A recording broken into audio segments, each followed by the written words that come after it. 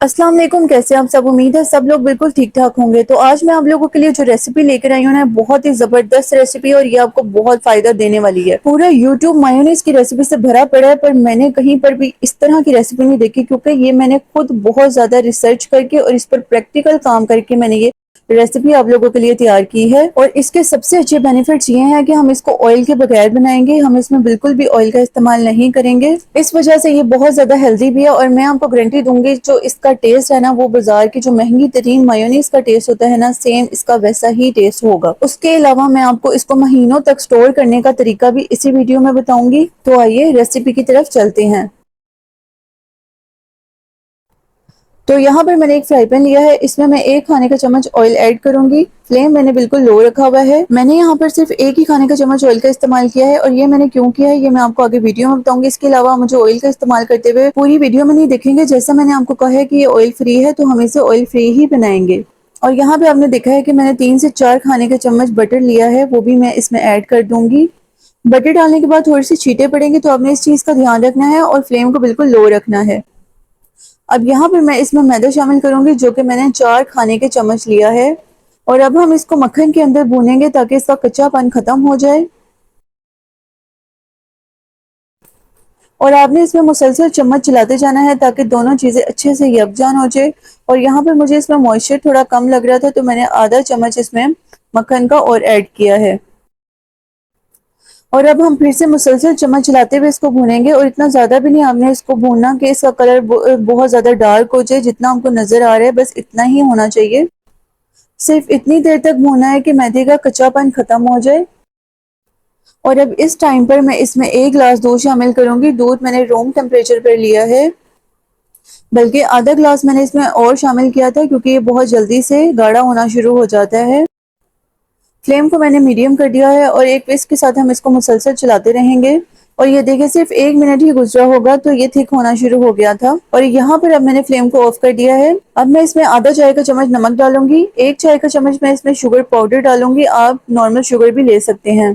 अब यहाँ पर मैंने एक चिकन पाउडर और एक चिकन क्यूब लिया है, लेकिन हम इन दोनों में से एक ही चीज इस्तेमाल करेंगे। आपके पास दोनों में से कौन सी भी चीज अवेलेबल हो उसको इस्तेमाल कर लीजिए। मैं यहाँ पर चिकन क्यूब लूंगी, इसको मैं हाफ करके इसमें ऐड करूंगी। इसके बाद अब हम इसमें आधा चाय का चम्मच लहसुन का पाउडर डालेंगे। और फिलहाल अभी हम इन्हीं चीजों को अच्छे से मिक्स करेंगे। फ्लेम को मैंने फिर से ऑन कर दिया है, मीडियम टू लो रखा हुआ है। अच्छा, यहाँ पर मैं आपको बताती हूँ कि मैंने चिकन क्यूब का क्यों इस्तेमाल किया है, क्योंकि इसका टेस्ट ज्यादा अच्छा आता है। क्वांटिटी में ये कम इस्तेमाल होता है। इसका फ्लेवर तो तेज होता है लेकिन इसका कलर थोड़ा डार्क होता है। जैसे कि आप यहाँ पर देख रहे हैं मैंने बिल्कुल हाफ पीस लिया है और उसी से इसका कलर देखें कितना ज्यादा आ गया है इसमें। लेकिन कलर का इतना ज्यादा इशू नहीं है, वो जब प्रॉपर मायोनीज तैयार हो जाएगा तो उसमें बिल्कुल हल्का सा गोल्डन टच इसका रह जाएगा।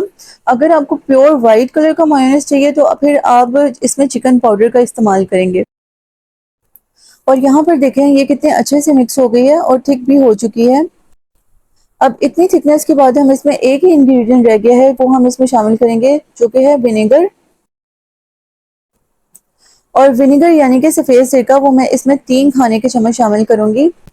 इससे इसका जो फ्लेवर है ना, वो बाजार की मायोनीज के करीब करीब चला जाता है। लेकिन चिकन क्यूब या चिकन पाउडर डालने से इसका एग्जैक्ट फ्लेवर जो है ना बाजार की मायोनीज तक जाएगा। और जो लोग कहते हैं ना कि सिरका डालने से इसकी शेल्फ लाइफ बढ़ जाएगी, तो ऐसा कुछ भी नहीं होता। शेल्फ लाइफ इसकी कैसे बढ़ेगी वो भी मैं आपको आगे बताती हूँ। यहाँ पर मैं इसको टेस्ट करके चेक कर रही थी, तो यहाँ पर मुझे जो थोड़ी सी कमी लग रही थी वो सिरके की थी, तो मैंने 1 टेबल स्पून इसमें सिरका डाला था और आधा चाय का चम्मच मैंने इसमें शुगर पाउडर डाला था। इसके अलावा मैंने इसमें 1-2 पिंच के करीब नमक डाला था। मेरे टेस्ट के अकॉर्डिंग आप अपने टेस्ट के हिसाब से इसमें नमक चीनी कुछ भी जो डाल रहे हैं वो कम या ज्यादा कर सकते हैं। यहाँ पर मैंने फ्लेम को ऑफ कर दिया है और अब हम इसको ठंडा करने के लिए रख देंगे। और जब तक ये ठंडा होगा तो दूसरी तरफ यहाँ पर मैंने एक बाउल लिया है, इसमें मैं 2 अदद अंडे शामिल करूंगी। अंडों की जो योक है उसको हम निकाल देंगे और सफेदी का इस्तेमाल करेंगे।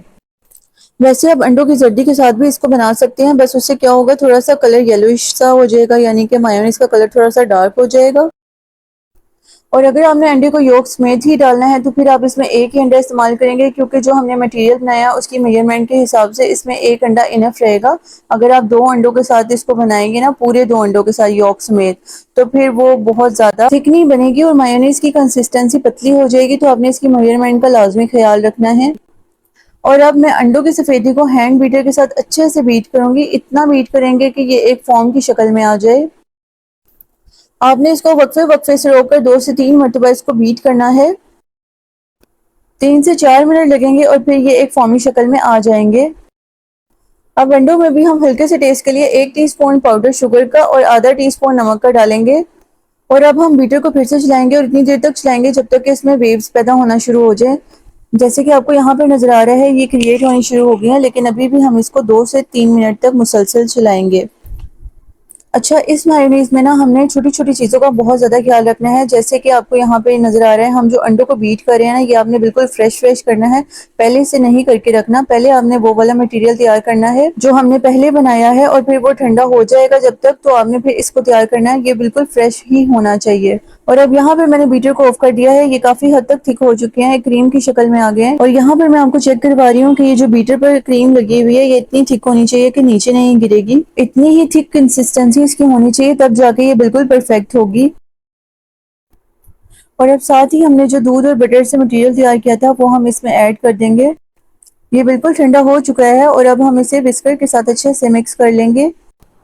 अच्छा, मैं आप लोगों के साथ ना अपना एक एक्सपीरियंस शेयर करूंगी। ज़्यादातर जो लोग होते हैं ना, मायोनीज बनाने के लिए दूध ऑयल या अंडे ऑयल का इस्तेमाल करते हैं। ऑयल का इस्तेमाल वो इसमें लाजमी कर रहे होते हैं और ऑयल के साथ ही वो उसको थिक करके दिखाते हैं। मुझे नहीं पता उनका इतना ज़्यादा मायोनीज कैसे थिक हो जाता है। उसके अलावा उसमें ऑयल का इतना ज़्यादा इस्तेमाल होता है। वैसे भी ऑयल हमारी सेहत के लिए बहुत ज़्यादा नुकसानदेह है, और मेरा नहीं ख्याल कि ऑयल के साथ कोई इतना अच्छा टेस्ट आता होगा। और इसके अलावा खुद मैंने 4 से 5 दफ़ा सेम उसी क्वांटिटी के हिसाब से बनाया, पर मेरे साथ क्या हुआ था ये मैं आपको बताती हूँ। पहले आप यहाँ पर देख लें, ये बिल्कुल अच्छे से मिक्स हो गई हुई थी और इसमें ना फिर भी कुछ लम्स थे। तो फिर मैंने इसको जो ब्लेंडर जार होता है उसमें मैंने इसको कन्वर्ट कर दिया था। अब मैं इसको सिर्फ 10 सेकेंड तक के लिए ब्लेंड करूँगी। और आपने इसको 10 से 12 सेकंड के अलावा इसको बिल्कुल भी नहीं चलाना। अगर आप इसको ज़्यादा चलाएंगे तो ये पतली हो जाएगी और बाद में दोबारा थिक नहीं होगी। सिर्फ जस्ट हमने इसके लम्स को ख़त्म करना है। और अब ये देखें, मैंने इसको ग्राइंड कर लिया था। अब मैं इसको वापस से उसी बाउल में निकाल रही हूँ। और अभी यहाँ पर इसकी कंसिस्टेंसी थोड़ी सी पतली है, लेकिन जैसे ही ये ठंडी होती जाएगी ये काफ़ी हद तक गाढ़ी हो जाएगी। अब यहाँ पर जो मैंने इसमें इंग्रेडिएंट डाला है ना, वो है सोडियम बेंजोएट। और ये मैंने ½ टीस्पून डाला है इसकी शेल्फ लाइफ को बढ़ाने के लिए। ये इजीली मार्केट से मिल जाता है। और जो मैंने स्टार्टिंग में सॉस बनाया था उसमें मैंने 1 टेबलस्पून ऑयल डाला था। वो भी इसी मकसद के लिए डाला था कि इसकी शेल्फ लाइफ बढ़ जाएगी उससे, क्योंकि जब हम ऑयल को गर्म करते हैं और फिर उसमें कोई चीज़ पकाते हैं तो उससे भी उसकी शेल्फ लाइफ बढ़ जाती है। और अब मैंने एक शीशे का जार लिया है, इसको मैंने धो के अच्छे से वॉश कर लिया है, ड्राई भी कर लिया था, लेकिन फिर भी जो इसके अंदर नमी है वो हम टिश्यू पेपर डाल के इसके अंदर की जो नमी है उसको क्लीन कर लेंगे। अच्छा, मैं आपको बता रही थी, जो मैंने ऑयल वाला मायोनीज बनाया था, मैंने बताई गई सेम मेजरमेंट के हिसाब से उसको बनाना शुरू किया। उसमें 1 कप ऑयल बताया गया था। मैंने बताए गए तरीके के साथ जब उसमें ऑयल डालना शुरू किया और जब वो फुल डन हो गई थी ना, तो समझ ले सिर्फ 10% तक वो थिक हुई थी। और उसका टेस्ट इतना को गंदा था ना कि वो गले में जाकर लग रही थी। फिर भी मैंने उसमें आधे से पौना कप ऑयल मजीद ऐड किया कि चलो ये थिक हो जाए, तो फिर भी वो थिक नहीं हुई। बहरहाल मैं किसी को अंडर एस्टिमेट नहीं कर रही, मैं सिर्फ अपना एक्सपीरियंस बता रही हूँ। उस तरीके से बनती हो गई, लेकिन मुझसे नहीं बनी और ना ही मुझे उसका कोई टेस्ट पसंद आया था। जो बाजारी मायोनीज होती है ना, उसको थिक करने के लिए उसमें कुछ केमिकल्स डाले होते हैं। इतनी ज़्यादा क्वांटिटी में उसमें ऑयल नहीं होता, उसमें मेंशन किए होते हैं 2-3 तरह के उसमें ऑयल्स डाले जाते हैं। सिर्फ ऑयल के साथ ही नहीं उसको थिक किया जाता, उसका टेस्ट भी अच्छा होता है। लेकिन अब आप घर पर ही ऑयल से फ्री और मज़ेदार सी मेरी इस मायोनीज की रेसिपी को ज़रूर ट्राई कीजिएगा। इंशाल्लाह आपकी भी मायोनीज बहुत अच्छी बनेगी। अच्छा, यहाँ पर जो मैंने बॉटल ली थी ना, इसको मैंने अच्छे से ड्राई कर लिया था और इसको मैं नीम गर्म तेल के साथ ना ब्रश कर रही हूँ। ये भी चीज़ों को स्टोर करने की एक टिप है, ड्राई चीज़ों को नहीं, लिक्विड चीज़ों को आप आजमा सकते हैं। और अब मैं इस बॉटल के अंदर मायोनीज को फिल कर लूँगी। यहाँ पर आप देख सकते हैं रूम टेम्परेचर पर ही इसकी कंसिस्टेंसी थोड़ी सी ठीक हो चुकी है, लेकिन हम इसको फ्रिज में रखेंगे। फ्रिज में रखने के बाद इसकी कंसिस्टेंसी बिल्कुल एक्यूरेट जो बाजार की मायोनीज होती है वही वाली इसकी थिकनेस हो जाएगी और उसी तरह की इसमें फ्लफीनेस भी आएगी।